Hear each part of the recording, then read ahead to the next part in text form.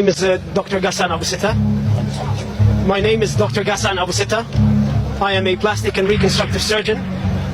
I am a British Palestinian volunteer with Médecins Sans Frontières.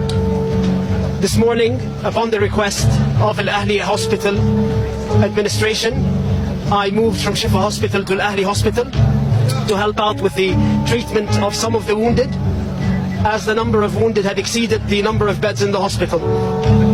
We had been operating all day and had made the decision that in order to continue operating on these patients, I would stay behind and sleep at the hospital.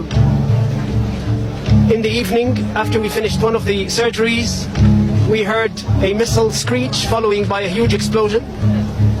As a result of the explosion, part of the ceiling of the operating room fell.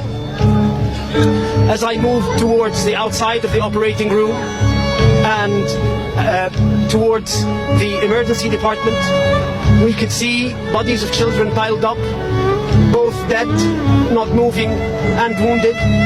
There were several who had been amputated. I tended to a man who had his leg blown off at the thigh. We then carried on trying to resuscitate the patients. When the ambulance came, I decided to help out by carrying one of the wounded who had had a shrapnel in his neck into the ambulance. As I was walking towards the ambulance, there were body parts everywhere, and there were bodies piled up in the courtyard of the hospital. I then got into the ambulance and escorted the patient back to Shifa Hospital. This morning, when I drove into the hospital, I noted how full the hospital courtyard was, with families who had sought refuge inside the hospital, thinking that it would be a safe haven. It's these very same families who are now either dead or critically wounded as a result of this attack. This is a war crime that the world has seen coming. Israel has been warning the entire world that it was going to attack Palestinian hospitals, and it did exactly that.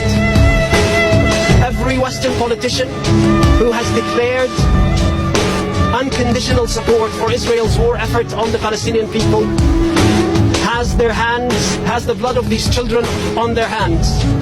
That unconditional support is what led us to this massacre. The impunity that Israel believes it has from its Western allies is what has led to this massacre.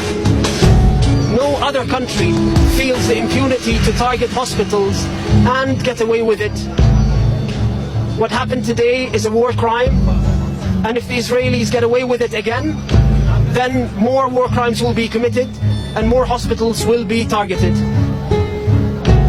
أنا اسمي الدكتور غسان